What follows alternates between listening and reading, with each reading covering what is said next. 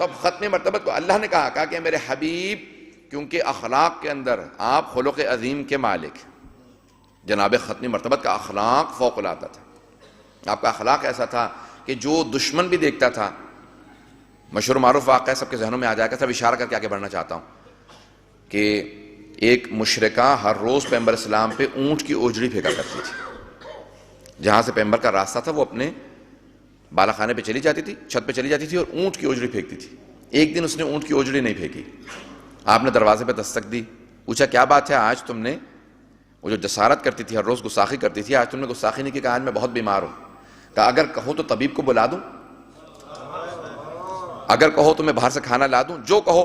کہا کہ یہ آپ تو پہچان نہیں پائے، میں وہ جو اوجڑی پھینکا کرتی تھی۔ پیغمبر نے کہا پہچاننے کے بعد کہہ رہا ہوں، وہ تیرا عمل تھا، یہ میرا عمل ہے، وہ تیرا کردار تھا، یہ میرا کردار تھا۔ عزیزان گرامی، کون کہتا ہے اسلام تلوار سے پھیلا؟ اسلام پیغمبر اسلام کے اہل بیت کے اخلاق سے پھیلا۔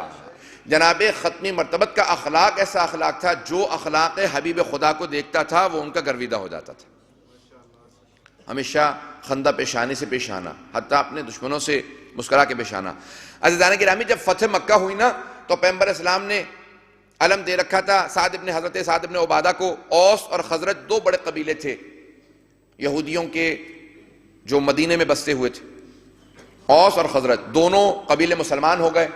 خزرج جو قبیلہ تھا اس کے سردار کا نام سعد ابن عبادہ تھا۔ حضرت سعد ابن عبادہ کے ہاتھ میں پیغمبر نے علم دیا، کیونکہ پورا قبیلہ مسلمان ہو گیا تھا۔ تو جیسے ہی فتح مکہ پہ پہنچے تو جناب سعد ابن عبادہ نے جملہ کہا کہ الیوم یوم الملحمہ، آج بدلے کا دن ہے۔ حبیب خدا کو لوگوں نے ظلم کر کے یہاں سے بھیجا تھا، آج ہم بدلہ لینے کے لیے آئے ہیں۔ جناب ختمی مرتبت نے فوراً آواز دی کہ علی، سعد ابن عبادہ سے علم لے لو۔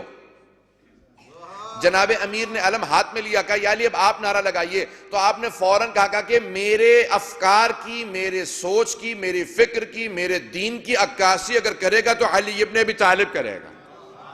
جیسی جناب ختمی مرتبت نے امیر المومنین کی طرف اشارہ کیا کہ یا علی آپ آگے بڑھیے، آپ نعرہ لگائیے۔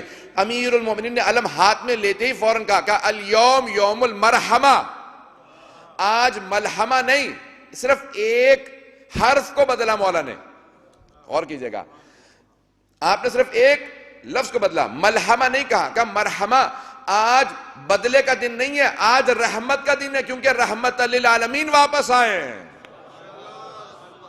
آج رحمت الہی پلٹ کے مکے میں واپس آئی، آج رحمت الہی کا دن ہے۔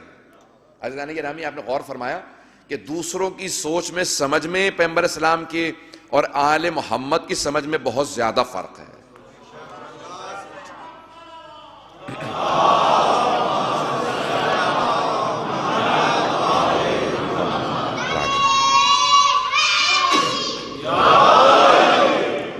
عزیزان گرامی، ختمی مرتبت کے کردار کو سمجھیں تو آل محمد سمجھیں۔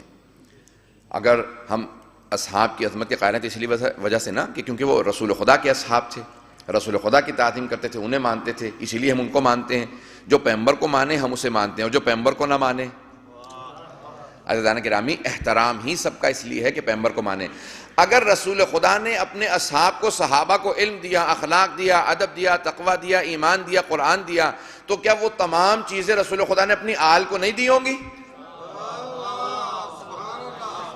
یہ سوال ہے لمحہ فکریہ ہے۔ تو عزیزان گرامی، آل محمد کا مقام، پیغمبر یہ چھٹے امام کا جملہ جس کو میں نے پیش کیا، چھٹے امام فرماتے ہیں، کہا کہ اگر رسول خدا نے سب صحابہ کو علم دیا ہے تو ہم تو آل محمد ہیں، ہمارے پاس وہ سارے علوم ہیں جو محمد مصطفیٰ صلی اللہ علیہ وسلم کے پاس سے۔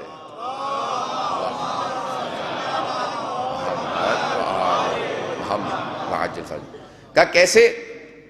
کہا کیونکہ رسول خدا ایک اسوہ تھے، نمونہ عمل تھے، آئیڈیل تھے سارے صحابہ کے لیے۔ اگر آپ اسوہ نبی تھے، آئیڈیل رسول تھے، آئیڈیل نبی تھے، ایک مثالی نبی تھے، مثالی رسول تھے، پھر مثالی باپ بھی تھے، مثالی نانا بھی تھے، مثالی جد بھی تھے، تو پھر اپنی آل کو وہ چیزیں دے کے گئے رسول خدا کہ جو اور کسی کو آپ نے نہیں۔ عزیزان گرامی، آئیے ذرا امیر المؤمنین کے کلمات سے تعارف کروانا چاہتا ہوں حبیب خدا کا، سننا پسند فرمائیں گے؟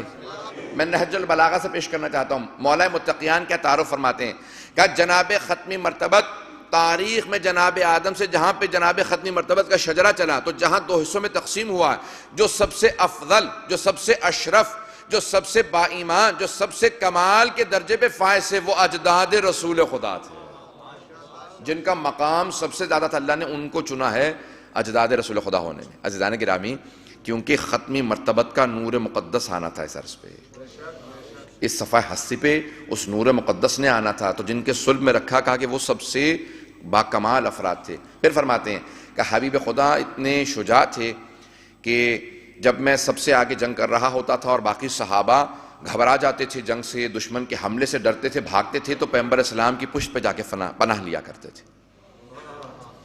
کچھ تو آگے لڑ رہے ہیں اور کچھ بھاگ رہے ہیں، تو کہا جب بھاگتے تھے تو پیغمبر اسلام کے پاس آ کے پناہ لیتے تھے۔ کہا حبیب خدا کا صرف رک جانا دشمن پہ ایک ہیبت طاری کر دیتا تھا، دشمن پھر آگے نہیں بڑھتا تھا، وہ بلند آواز سے پیغمبر اسلام سے بات نہیں کرتا تھا۔ کہا حبیب خدا کا یہ ایک روب تھا۔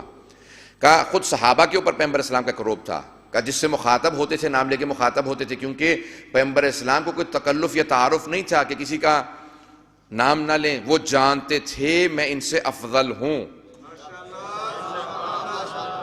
اگر بات واضح کر پا رہا ہوں، پیغمبر اسلام کوئی تکلف تعارف کے محتاج نہیں تھے کہ تکلفاً کسی کو کسی کے رشتوں سے پکاریں، کا صرف و صرف وہ رشتے کہ جن کا احترام تھا، صرف انہی کا نام، وَإِلَّا باقی سب کے نام لیا کرتے تھے، حتیٰ جو بزرگ تھے نام لیا، کیونکہ پیغمبر جانتے تھے وہ اللہ کے برگزیدہ نبی ہیں، وہ اپنی افضلیت کو، فوقیت کو جانتے تھے، کوئی تعارف نہیں تھا ان کا۔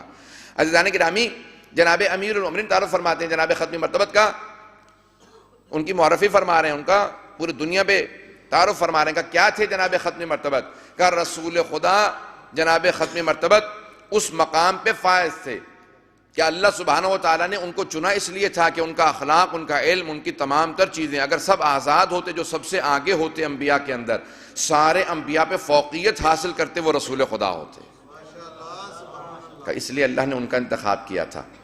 امیر المومنین نہج البلاغہ میں فرماتے ہیں، کہا کہ ختمی مرتبت اپنے تمام تر فیصلوں کی وجہ سے سب پہ فوقیت رکھتے تھے، کا مشورہ سب سے لیتے تھے، لیکن فیصلہ وہی کرتے تھے جو وحی الہی ہوتی تھی۔ وما ينطق عن الهوى ان هو الا وحی یوحی، کہ جب تک کہ وحی الہی نہیں آتی تھی تب تک وہ فیصلہ نہیں سناتے تھے۔ مولا فرماتے ہیں کہ جناب ختمی مرتبت کا فیصلہ حتمی اور آخری ہوتا تھا۔ عزیزان گرامی، مولا فرماتے ہیں کہا کہ بعض اوقات لوگ اعتراض کرتے تھے، پیغمبر اسلام ان کے اعتراض کا بھی اس انداز سے جواب دیتے تھے کہ انہیں احساس بھی ہوتا تھا وہ غلط ہیں، ان لوگوں کا احساس بھی ہوتا تھا وہ غلط ہیں، اور اگر نہیں مانتے تھے تو پیغمبر بحث نہیں کرتے تھے، کہتے تھے میں نے تمہیں تمہارے حال پہ چھوڑا، بحث کرنا میرا کام نہیں ہے، ماننا تمہارا کام۔